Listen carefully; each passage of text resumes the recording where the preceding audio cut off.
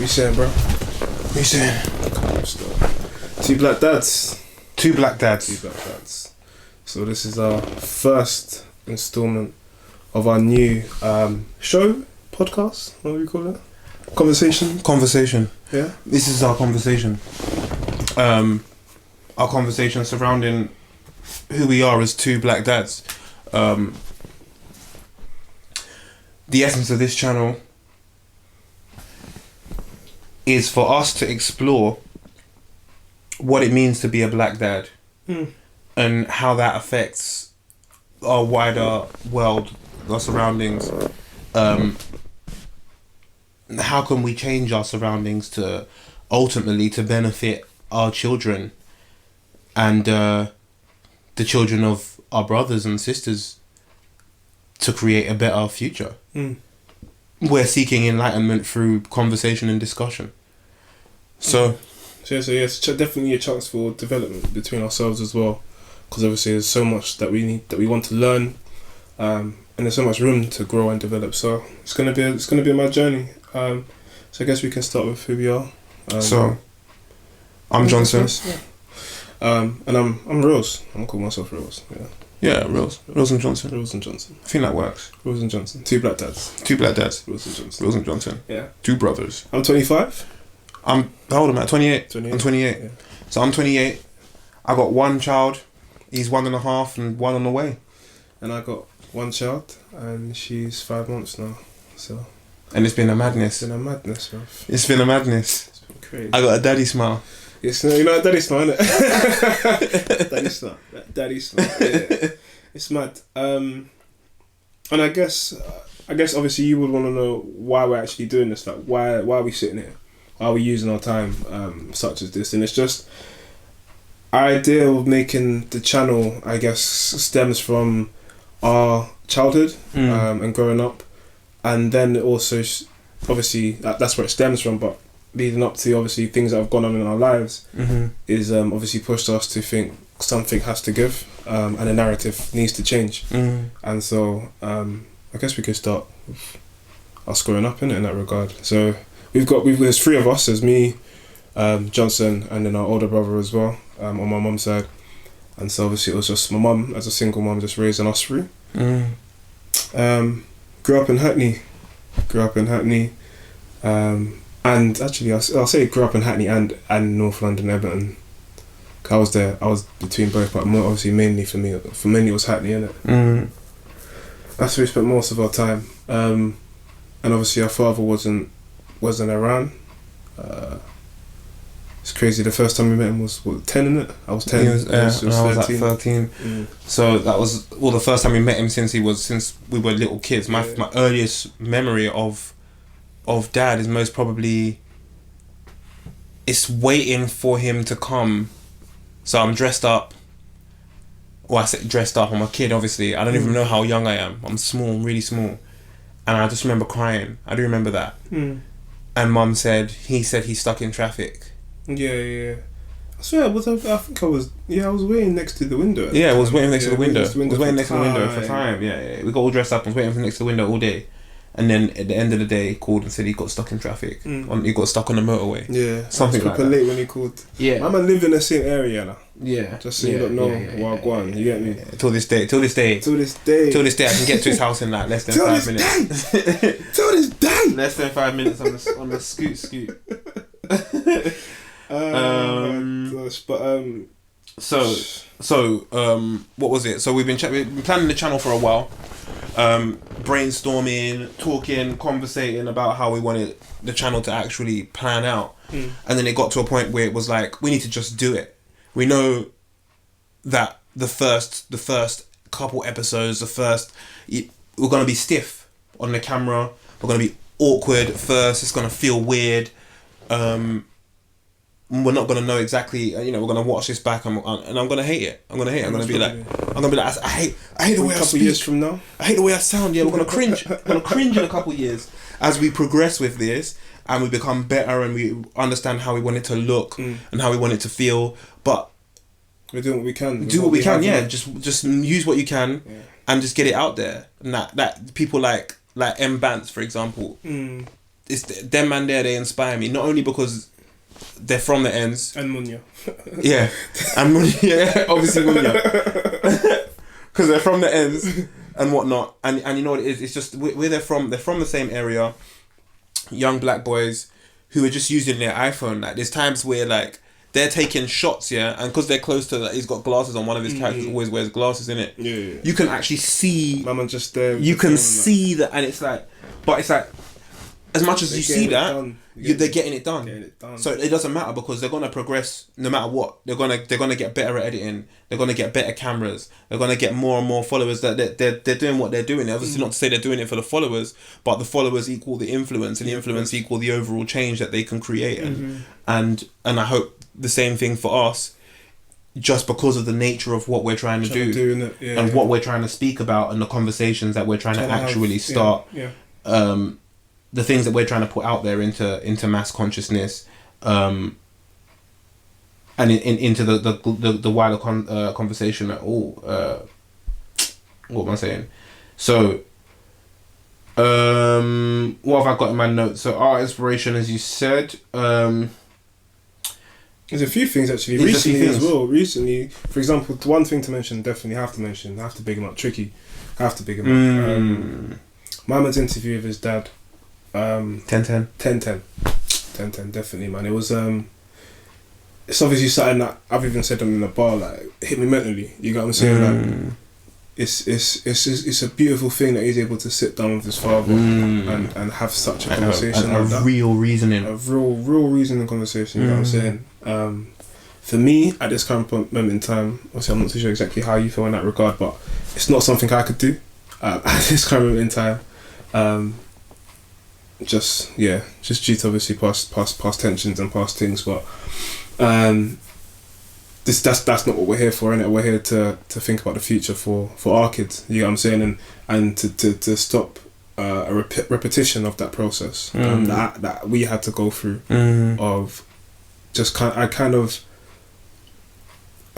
coming to the terms. You get what I'm saying? That there's nothing more man can do to get a dad. You get what I'm saying? To have a dad in my life. You get what I'm saying? There's nothing more I can do. If it's not for me, it's not for me. You get what I'm saying? So it's not a realization I would ever want my child to go through. Ever. So yeah. This is definitely changing that narrative. Definitely changing that narrative. Because that narrative is the cliche. It's the cliche at the end of the day. So it's one of those things where it's like I was referring to earlier with the Chicago. There's a Chicago Fathers and Sons project. It's a project, an observation that was made by I've got his name in my notes. Where is it? Walter E. Johnson. Waldo. Is it Waldo? Yeah. There you go, Waldo. And yeah, he was the co-investigator on that little project, and it was like his findings offer evidence to the contrary, that actually we're not so fatherless as we would like to think, especially in the later generations, that even though the fathers are not living in the home, they are quite present in their children's lives, and they do play a very important part in the child's development. And blaming all of us, as our community's problems on the fact that the dads are not around, it's an easy thing to say.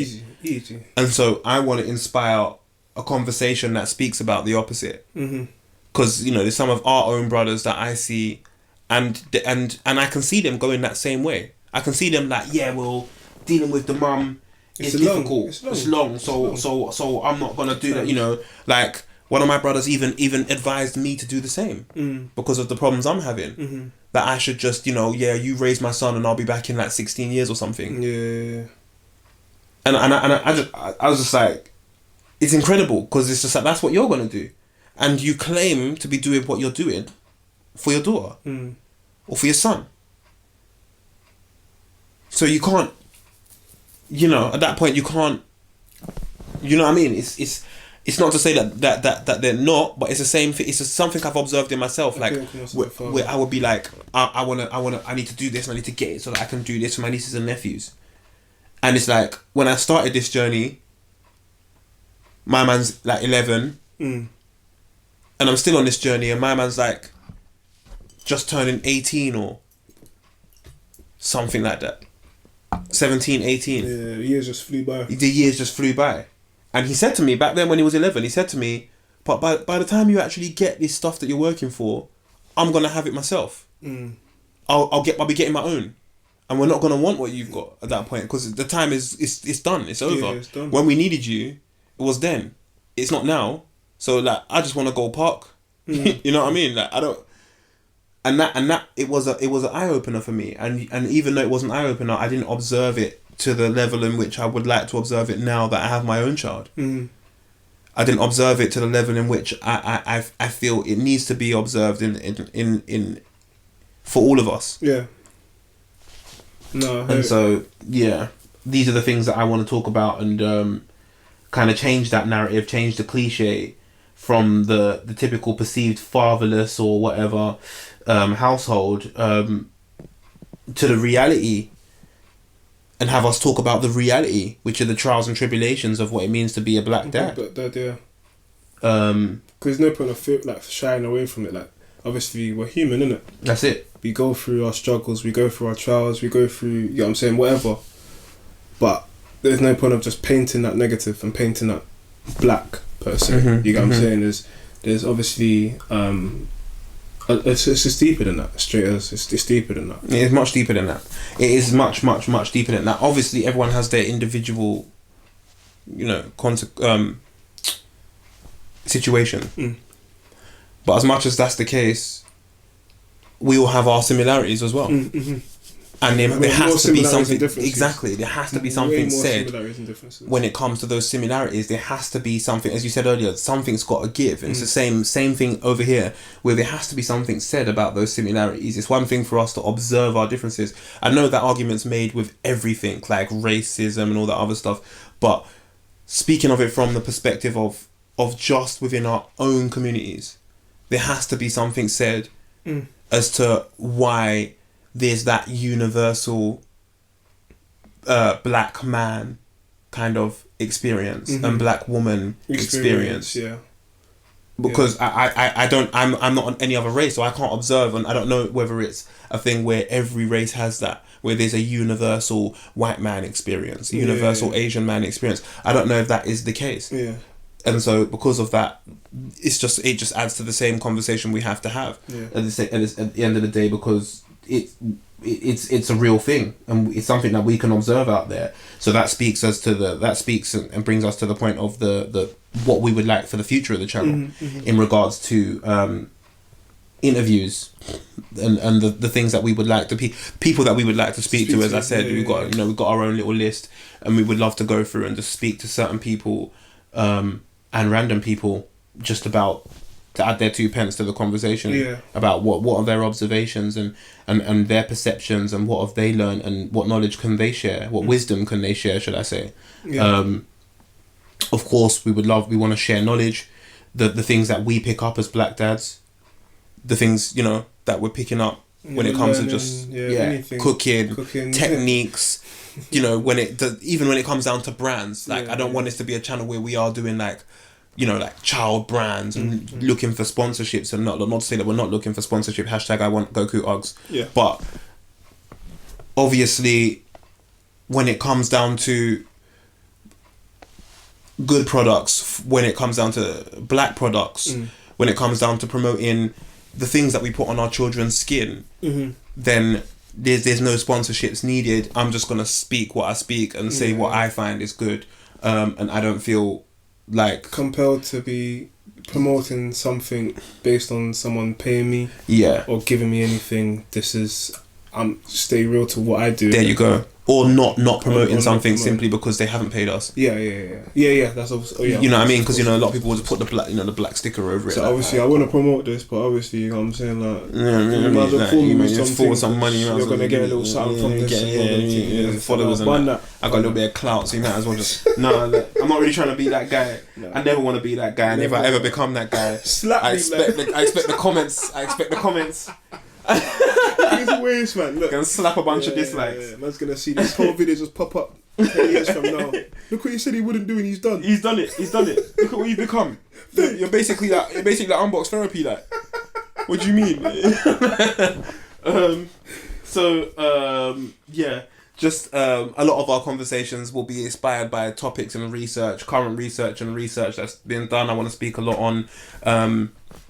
Just some of the more prominent black researchers, people that are looking into these subjects and people that have these matters on the mind.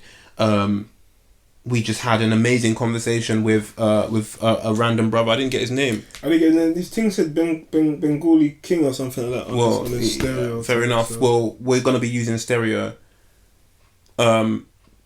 As a kind of live podcasting thing. I'm not entirely sure exactly how it's gonna work right now. We need to chat to you like the stereo. Definitely to chat to the stereo. Ideas. We got some ideas. You might have to forward a little bit. And I'm joking. But change the setting up a little bit. Just a little bit.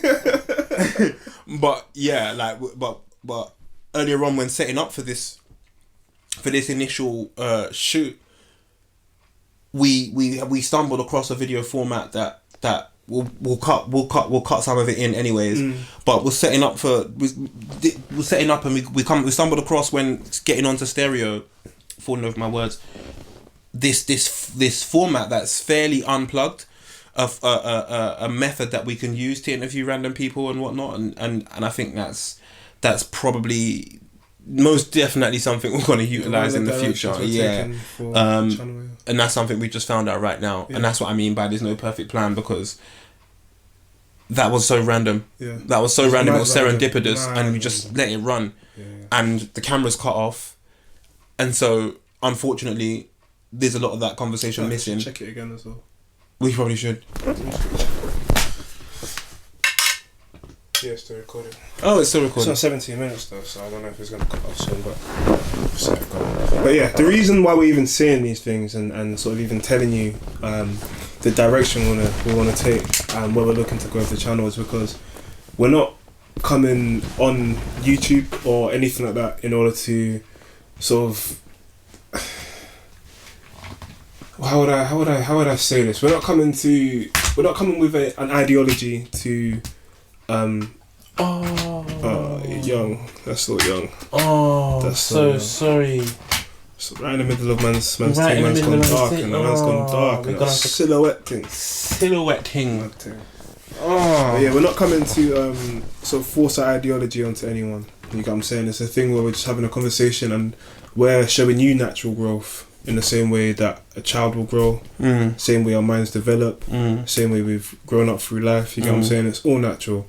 We're not here to show you a fake life or anything like that, or you get what I'm saying? Just talk rubbish. We're just here to be real as possible. Straight up. You get what I'm saying? So I guess to begin with as well, for our first show, I guess we was going to talk about how did it feel growing up without a father. That's really the first sort of talking point. And that one there is a talking point. It's a big thing, man. I've been thinking about it for a hot sec because it's a big thing, innit? For that one there, it's weird because I don't really know.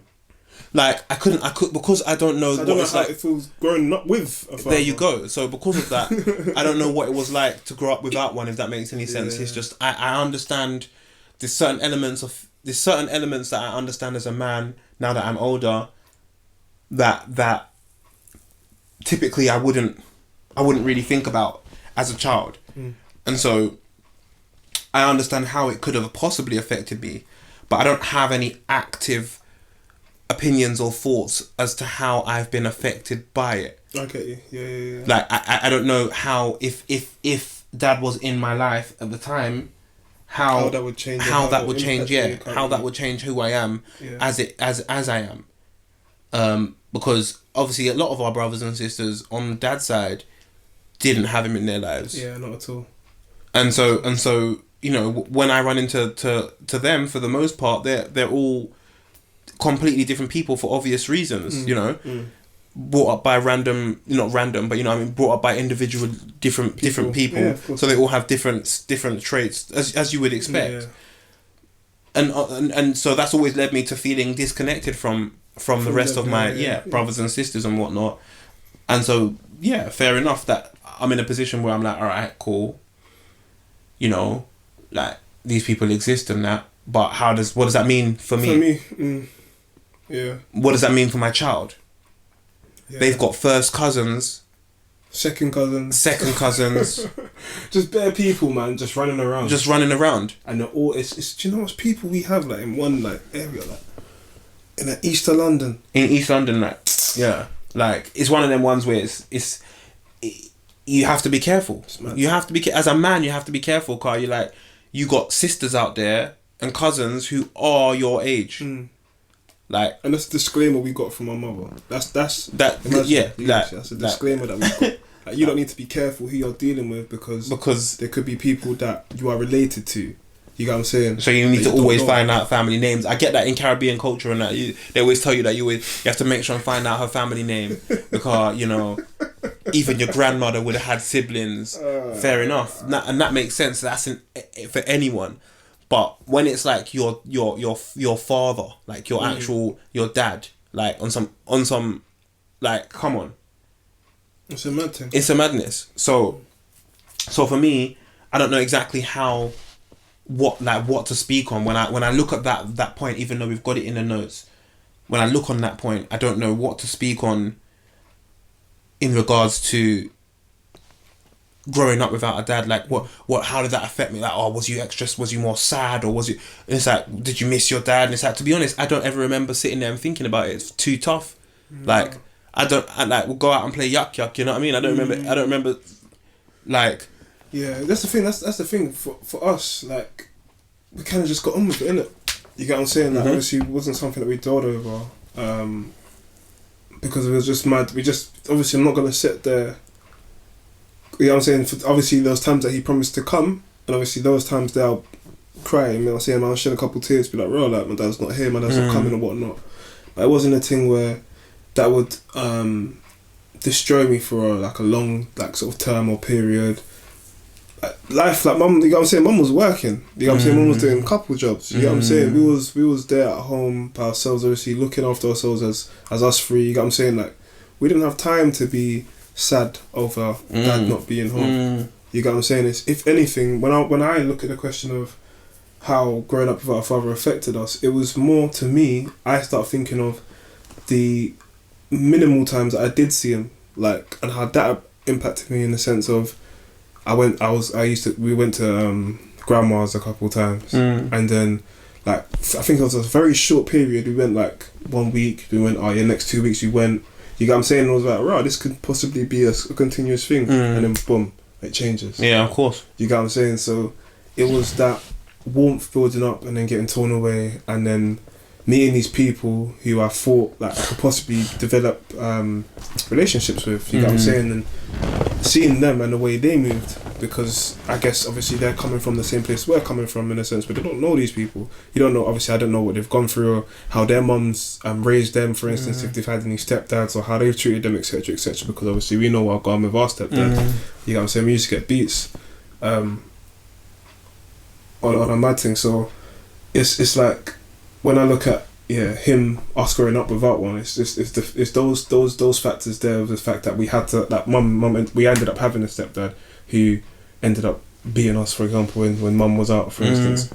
That's something that, you know what I'm saying, that's more or less because of growing up without a father, you know what I'm saying. So it's those little things, I guess, that I start thinking about, and I start wondering how that has moulded me, right, as a person, right. You get what I'm saying, and now as a father, in regards to what I want for my kids and what I can see for them. You get what I'm saying? I think for me, I don't know, I know it just makes me want to be the best dad I possibly can. As for my own issues in regards to like my time management, all those little things, like, well, they're not little things, they add up to being big things. I have no idea if those are things that are inherited because I don't know that side of the family. I don't know if that's a thing where it's like, oh, you know, because there are some things like that that seem to come in like this weird kind of genetic memory, and you come with similarities that you know display themselves in your father, his father before him, and you know your siblings, but because you don't know them, you don't even know that you're like them. You're like them at all. And so you end up with that. I think I was saying the same thing the other day. Yeah. Like, or should I say, Mizzy was saying the same thing the other day. Seems you don't use people's government, so I'll just cut that out or beep it. He was saying that, you know, speaking to Uncle, he found mad similarities that he didn't think. Woo! Bless you. That he didn't think would be there at all. Would be there. You know what I'm saying?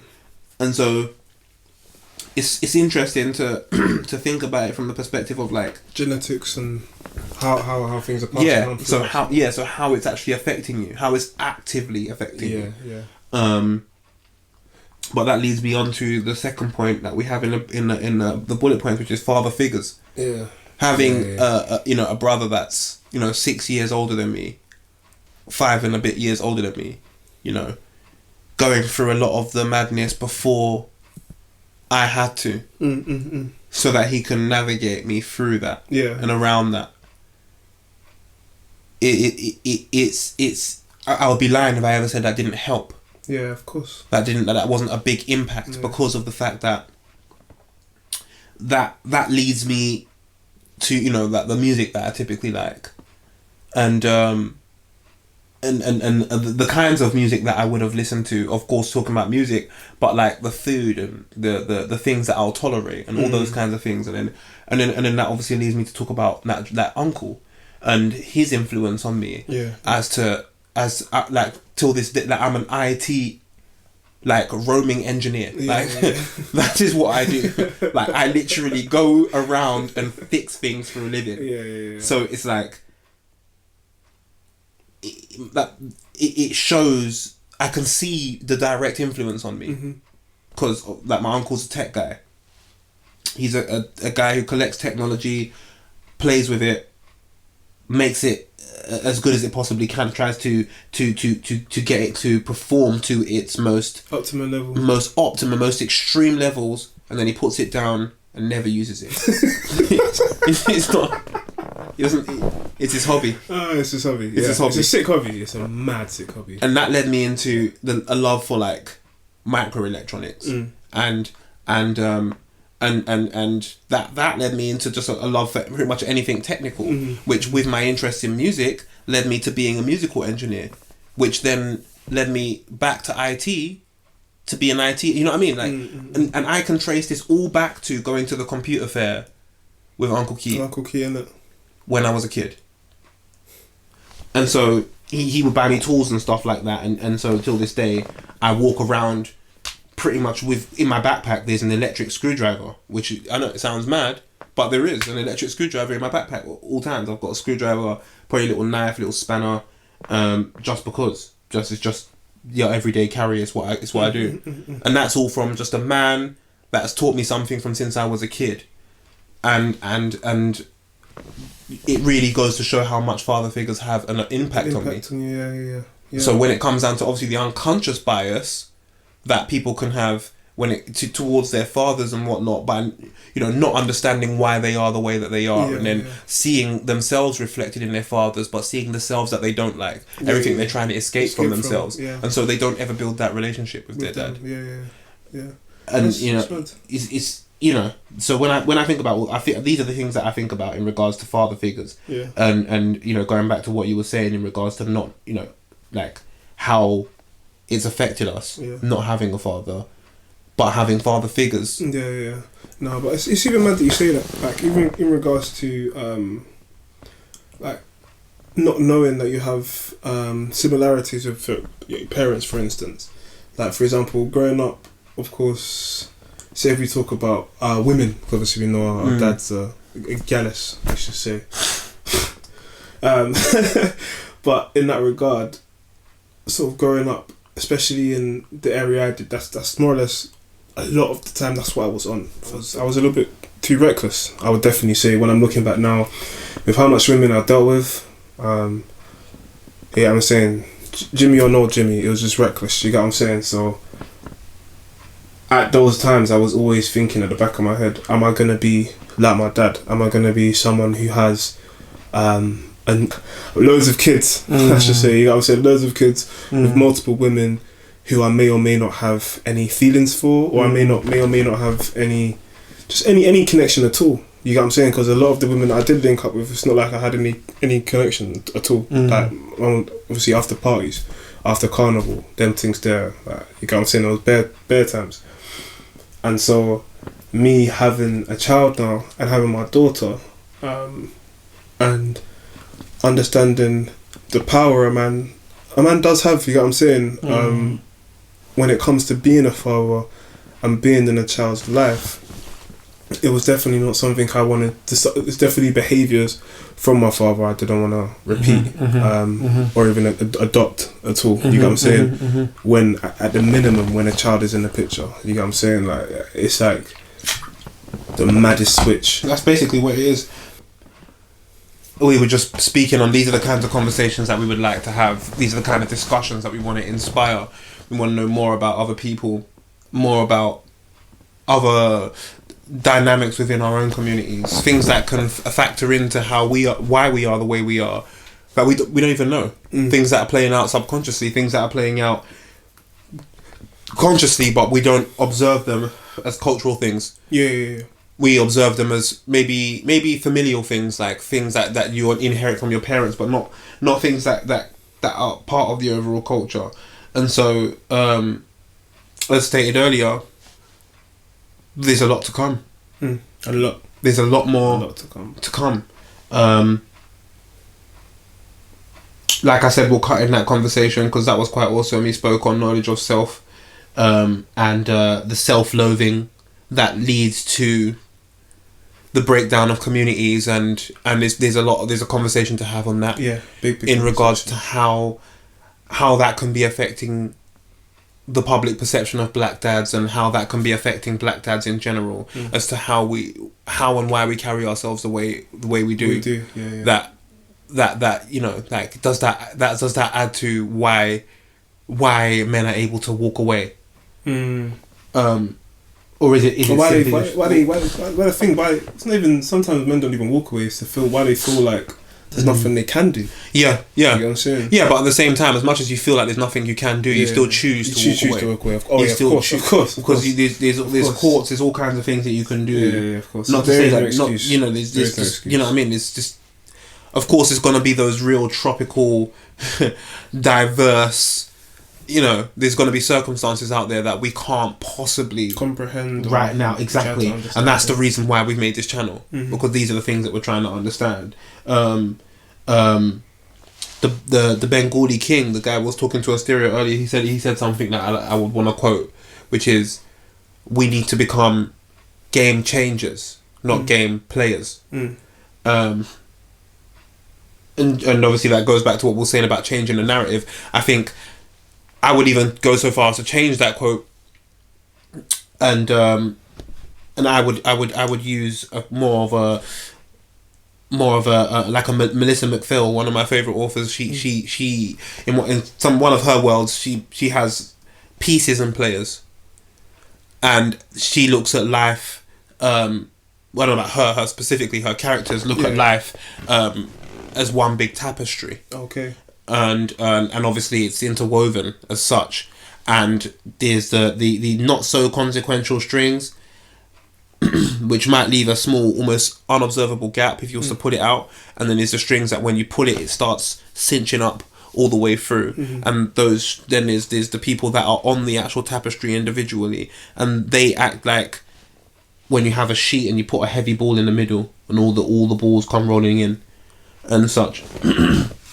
that's how I would tend to look at it. That we we should look more like that, as if definitely. our actions have an adverse effect, almost gravitational, in its implications, that we do attract based on what we do on this game, this tapestry. Yeah, no, it's even similar. I mean, I use the quote of the tapestry, but it's similar to what you're saying in regards to the butterfly effect. And obviously, we can use that, and we have films, and we have books, and we have studies of us going back in the past and changing things and seeing what would happen now and what would be impacted by this, and what would stem from this, and what ripple effect would that create. But then, if we know that and we can study that, then of course, like you were saying, why do we not apply that? Why don't we observe it in everyday life? Our current time scales and timelines and time frames. You know what I'm saying? Like, if we know that if we was to go back in the past and make minor differences could have such a tremendous impact on the world and the environment and society, for instance, then why do we not take more care in every little thing we do today? You get what I'm saying? Because there's loads of choices that people make that I may make as well, and I don't think about the ripple effects of it, and it's not something that comes up into anyone's mind at all.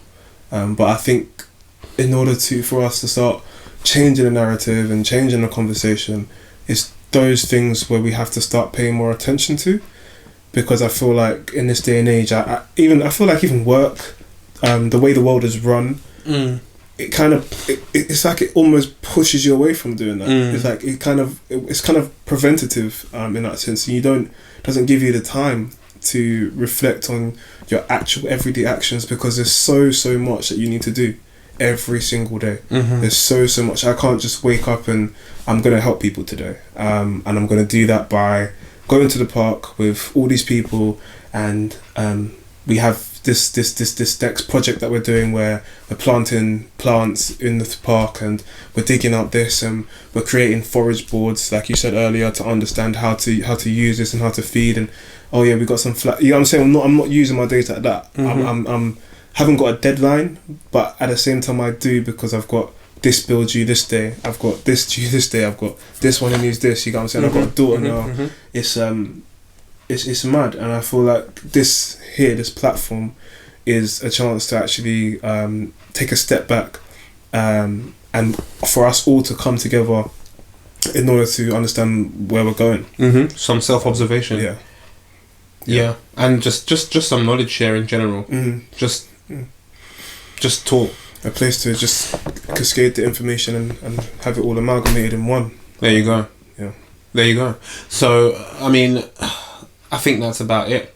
I think that's the first episode done. Yeah, man. I think that's two black dads. We're two black dads. Two black dads. TBD. It's Reels and Johnson. We're two black dads. Two black dads. Yeah, two black dads. Follow me on Stereo at Johnson TBD. Yeah, and follow me. It's IB Rolls, Instagram, Twitter, and Stereo. And I got a couple of things on YouTube as well, a couple of things on Spotify as well, a couple of things on Apple Music as well. Check my title, brother. Two black dads. I'm coming. Two black dads. Hey, what's the Insta? IB Rolls, isn't it? No, not your Insta. Two black dads. Two black dads. Is it two black dads? Two black dads. It's just at two black dads. I'm sure it's just two black dads. I'm sure it's two black dads. I think it's at two black dads. It's you know dads. what? It's gonna be in the description or whatever. It's two black dads. Yeah. Both of us. Two black dads. Yeah. And the ancestors. I was looking for my phone this whole time. It's gone, bruh. It's gone. Alright, cool. Well, let's wrap it up. All right.